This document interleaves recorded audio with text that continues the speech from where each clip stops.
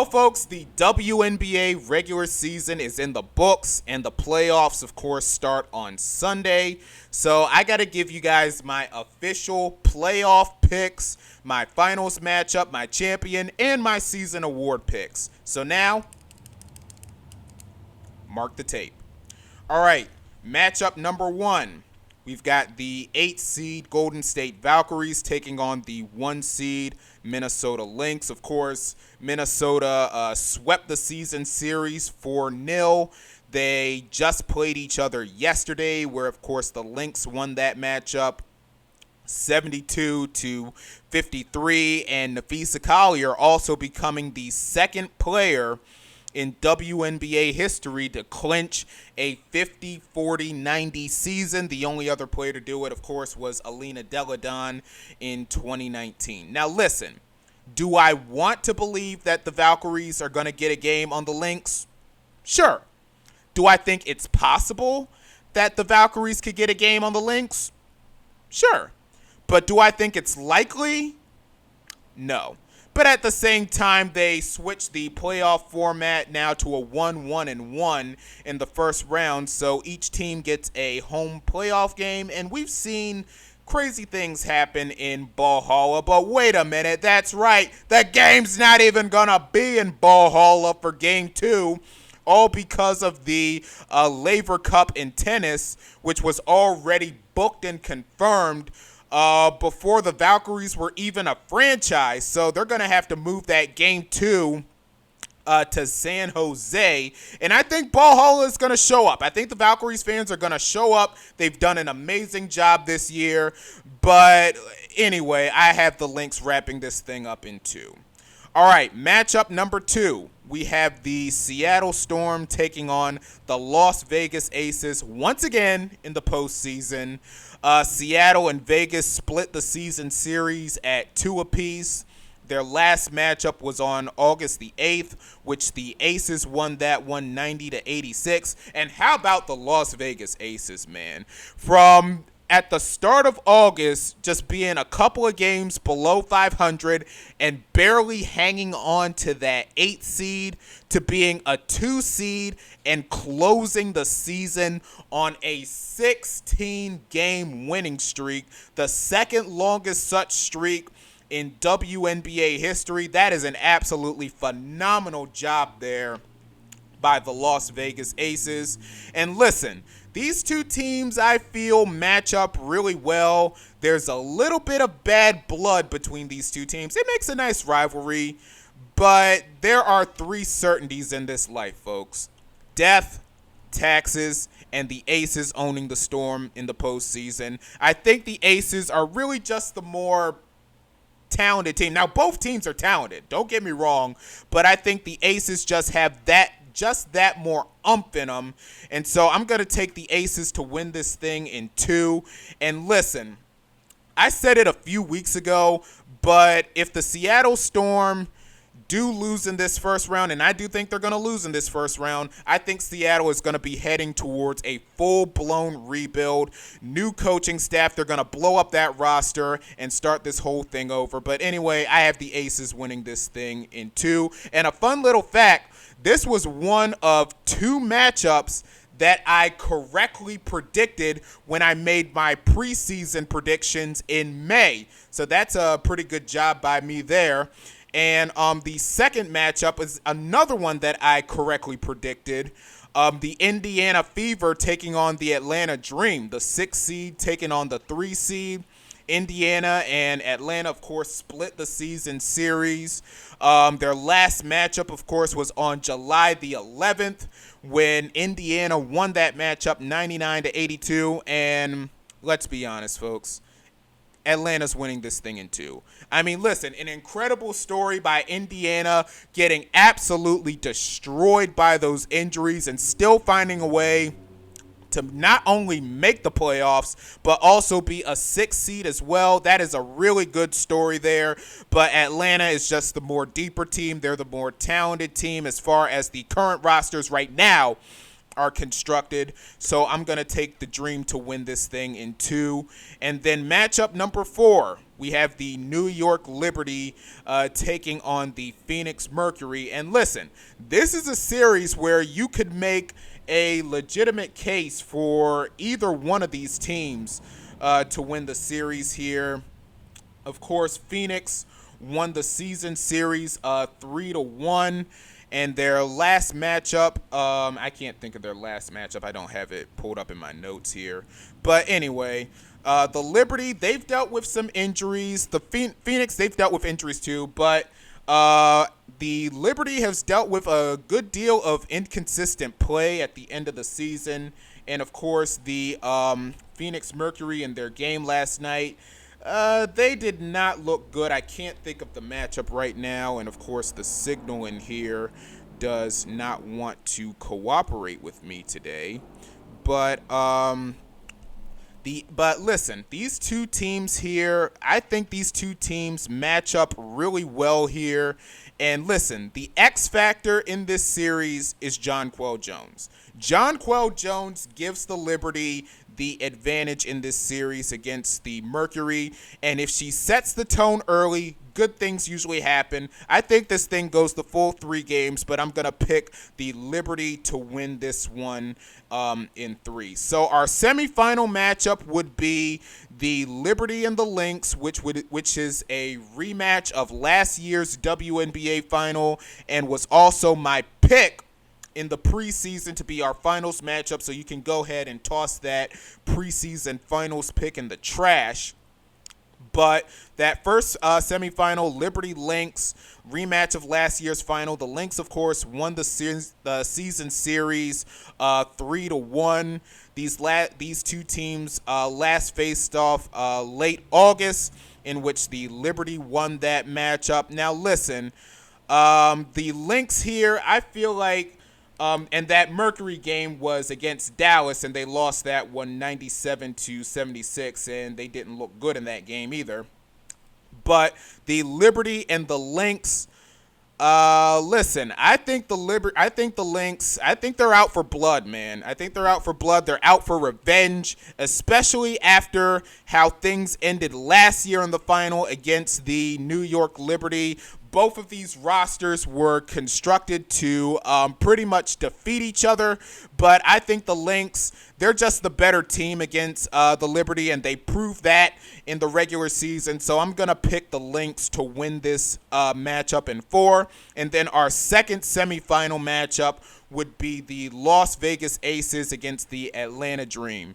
This is a South Carolina Gamecock fan's dream here, folks. Now, look, the Aces won the season. They swept the season series 3-0. Their last matchup was on August the 27th, in which the Aces won that one 81-75, and Ryan Howard was upset at the Atlanta Dream fans, and rightfully so, because when Asia Wilson at the end of the game was at the free throw line, the Dream fans, and most of those fans in that arena, were chanting MVP.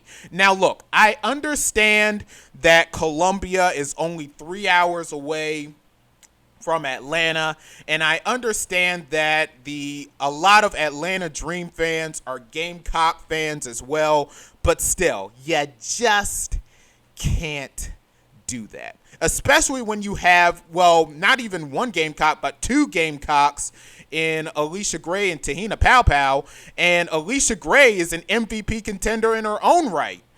But anyway, this is a matchup where both of these teams, I feel, match up really good as well. But the Aces, I think they have the much more talented team. They have more experience as far as the postseason is concerned. So I'm going to go ahead and I'm going to pick the Aces to win this thing in 4. I wouldn't be surprised if this series goes to 5, but I'm going to pick the Aces to win this thing in 4. And so the WNBA Finals, we would have the 2 seed Las Vegas Aces against the 1 seed Minnesota Lynx.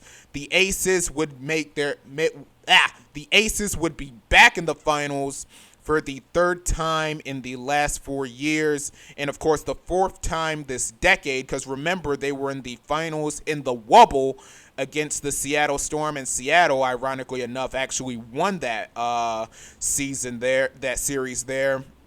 And the Lynx, this is their second straight trip to the WNBA Finals. Of course, obviously last year against the Liberty. The Lynx won the season series 3-1. Their last matchup was on September the 4th, in which the Aces won that one 97-87. And of course, we can't forget that 53-point blowout that the Lynx put on the Aces on August the 2nd. That pretty much activated the Aces and put them on this 16-game win streak. But like I said, the Lynx are out for blood. They're out for revenge after what happened last year, losing the finals in controversial fashion.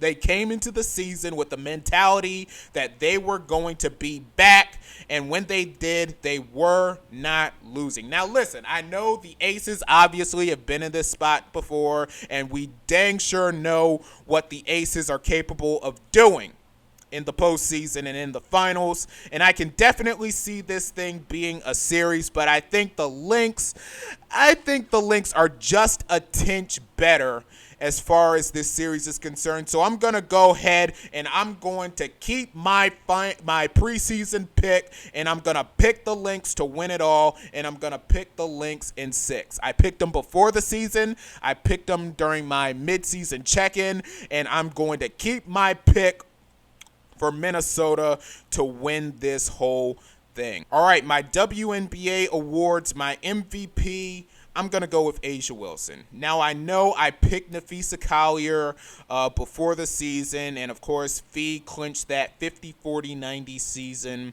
last night. But A'ja Wilson, I mean, she has just been too good throughout this last stretch of the season, and she's had a great season even before the 16-game win streak. But A'ja Wilson, I mean, she has just been too dominant. She's been too good. I mean, it's like every time she stepped on the court, she set a new record. She's number one in a whole bunch of categories. I'm picking A'ja Wilson to win her 4th MVP, the first player in WNBA history to win 4 MVPs. No one else has more than 3. And I'll say this: if A'ja Wilson does take home that 4th MVP, and especially if she seals this season with a championship, you have to put A'ja Wilson on the Mount Rushmore of all-time great WNBA players. No debate. A'ja Wilson, I'm taking her to win MVP, and I'm also going to take her to win Defensive Player of the Year as well. League leader in blocks, the second in the league in rebounds per game. I'm taking A'ja Wilson to win Defensive Player of the Year as well. My 6th Player of the Year, I'm going to go with Naz Hillman. Naz Hillman has been absolutely phenomenal. She's been one of the key pieces to the Atlanta Dream making it to the number 2 seed in the postseason.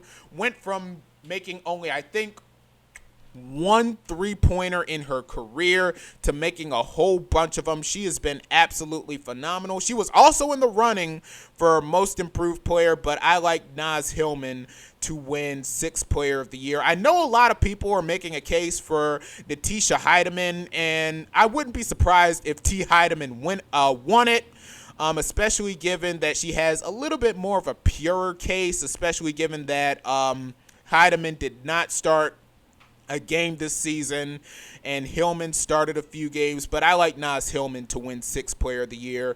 And Most Improved Player, Veronica Burton. She's been absolutely phenomenal. Went from averaging only 3 points a game to being pretty much the best player on this Valkyrie team since Kayla Thornton went down with that leg injury there. And Veronica Burton has definitely steered the ship for the Valkyries, done an incredible job there. My Most Improved Player is Veronica Burton. My Rookie of the Year, We all know the answer to this question, folks. It's Paige Bueckers. Paige Bueckers has been, she's been the best rookie, one of the best rookie seasons that we have seen in the WNBA. Paige Bueckers, phenomenal job by her. I'm picking her to win Rookie of the Year, like I did before the season. And my Coach of the Year, I'm going with Natalie Nakase. Now, I know a lot of people like Carl Smesko from Atlanta to win Coach of the Year, and I wouldn't be surprised if he did. First year as a coach, being a second seed and winning 30 games, but the Golden State Valkyries were predicted to be dead last. Lord knows I predicted them to be dead last in the WNBA standings, but this Golden State Valkyrie team overcoming a whole bunch, especially with that injury to Kayla Thornton, and still making the playoffs anyway. That is a phenomenal job there by Natalie Nakase. Great coaching job by her. I'm picking her to win Coach of the Year. So my All-WNBA rookie team, I'm going with Paige Bueckers, Sonia Citron, Kiki Iriafen, Monique Akoa-Makani, and Dominique Malonga. My all-defensive team, I'm going to go Asia Wilson, Nafisa Collier, Alyssa Thomas, Gabby Williams, and Alana Smith. And my all-defensive second team, I'm going to go Veronica Burton, Ryan Howard, Brianna Stewart, Ezzy Magbagor, and Sanaya Rivers. My all-WNBA first team, I'm going to go Asia Wilson, Nafisa Collier, Alyssa Thomas, Alicia Gray, and Kelsey Mitchell. And my all-WNBA second team, I'm going to go Paige Bueckers, Nneka Ogwumike, Jackie Young, Aaliyah Boston, and Sabrina Ionescu. And you know what? I was a little split between giving it to Brianna Stewart or Sabrina Ionescu, but I think Sabrina just has a little bit more of a case there as far as the second team, so that's where I'm going as far as that's concerned. And folks, those are my picks. The only thing left is to watch the games and watch a champion be crowned in the WNBA. And of course, like I said at the top, after the WNBA finals, I'm going to come back on here and like I said, after the WNBA finals, I'm going to get my preseason predictions that I made in May, and we're going to compare those out to see, how everything shook out, what I got right and what I got wrong. But the WNBA playoffs, they're here. Like, comment, subscribe, click that notification bell to be notified when I post again, and also follow me on Twitter and on Bluesky at CW Talk Sports. That's CWTALKS Sports, and I will see y'all the next time. Peace.